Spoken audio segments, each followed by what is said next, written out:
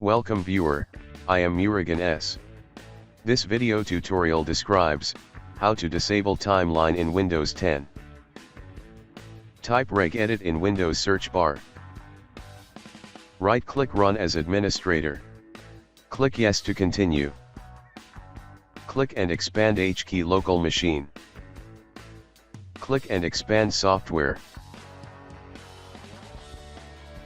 Click and expand policies. Click and expand Microsoft. Click and expand Windows.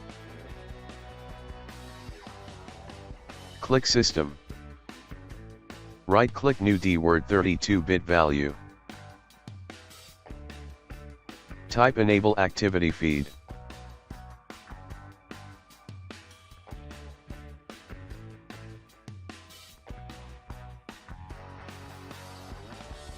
Change value to 0. Click OK and exit Registry Editor.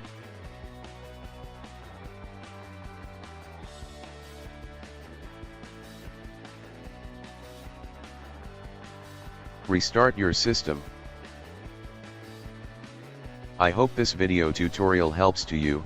Please like, share and don't forget to subscribe my channel. Thank you very much. See you next video.